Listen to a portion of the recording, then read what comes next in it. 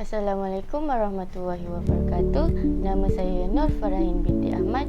Nombor matriks E202110291127 ingin membentangkan subjek KSX 1063 berkaitan perbezaan antara kurikulum Permata Negara dan kurikulum Reggio Emilia. Sebelum menerangkan tentang topik ini, saya ingin menerangkan secara ringkas tentang kedua-dua kurikulum. Bagi kurikulum Permata Negara, program asuhan dan didikan awal kanak-kanak permata merupakan cetusan idea Datin Seri Rosmah Mansor pada 21 Jun 2006. Menteri-menteri telah mengambil maklum akan betapa pentingnya peranan asuhan dan didikan awal yang berkualiti kepada pembangunan minda, emosi dan personaliti kanak-kanak. Projek Permata Negara ini mula beroperasi pada 1 Mac 2007 yang mana telah dibangunkan oleh Pusat Penyelidikan Perkembangan Kanak-kanak Negara di Universiti Pendidikan Sultan Idris.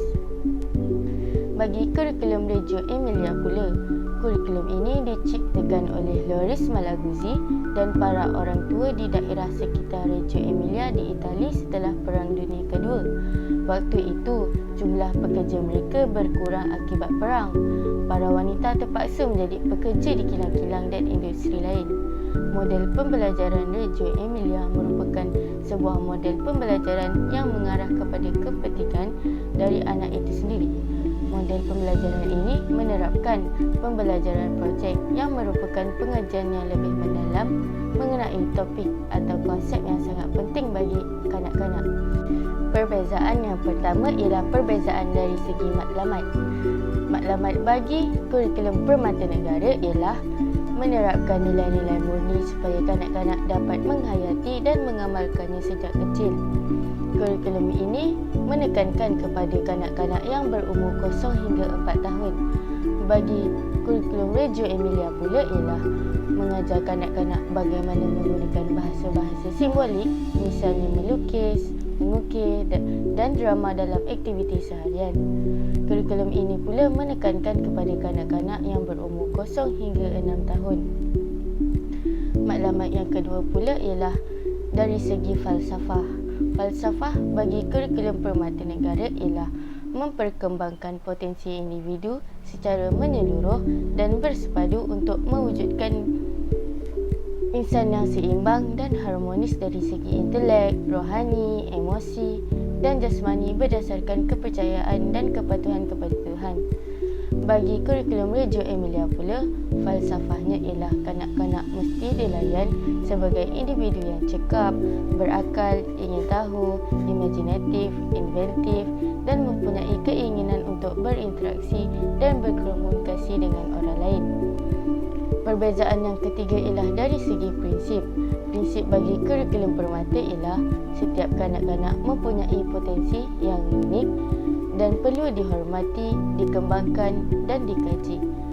Prinsip bagi Reggio Emilia pula ialah yang pertama, falsafah yang unik. Yang kedua ialah penyediaan alam sekitar. Yang ketiga, estetika adalah satu keistimewaan. Dan yang terakhir ialah kurikulum berdasarkan projek. Perbezaan yang keempat pula ialah dari segi peranan guru.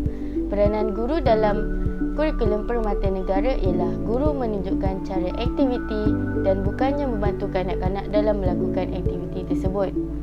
Jadi guru akan menerangkan secara keseluruhan tentang aktiviti yang akan mereka buat sebelum mereka melakukan sesuatu kerja. Peranan guru dalam kurikulum Reggio Emilia pula ialah guru membina pengetahuan dan pemahaman kanak-kanak. Yang kedua ialah menggalakkan kanak-kanak untuk mengeluarkan idea. Dalam kurikulum ini, mereka percaya bahawa kanak-kanak boleh melakukan sesuatu kerja tanpa diberitahu. Dan yang terakhir ialah perbezaan dari segi ciri anak murid. Ciri anak murid bagi kurikulum Permata ialah mereka yakin, berdikari dan berjati diri. Yang kedua ialah mereka kreatif dan inovatif. Yang ketiga, mereka kompeten belajar. Yang keempat, mahir berkomunikasi. Dan yang terakhir, bersas yang mulia dan patriotik. Bagi Reggio Emilia pula ialah ciri-ciri anak murid mereka bertindak dengan cekap, bersifat ingin tahu, kreatif dan berkebolehan. Sekian, terima kasih. Kesimpulannya, kehendak-kehendak kurikulum sekolah perlu dilaksanakan di semua sekolah. Jawatankuasa kurikulum sekolah adalah sebuah jawatankuasa profesional yang penting bagi melaksanakan pencapaian matlamat kurikulum di sekolah supaya selaras dengan falsafah dan matlamat pendidikan negara, iaitu melahirkan insan yang seimbang, dan kehendak-kehendak kurikulum kebangsaan tidak dapat dilaksanakan dengan sepenuhnya dan menyeluruh kerana terdapat beberapa kekangan yang masih menjadi penghalang utama kepada pelaksanaan ini. Memandangkan bukan sahaja penglibatan guru, pihak NGO atau pihak yang tertentu, malah penglibatan ibu bapa dianggap memang signifikan dalam proses pendidikan kanak-kanak. Maka Kementerian Pelajaran Malaysia sebagai pihak yang bertanggungjawab perlu memasukkan elemen sesuai yang boleh memberi skop yang lebih meluas untuk berkesanan proses pembelajaran kanak-kanak di prasekolah.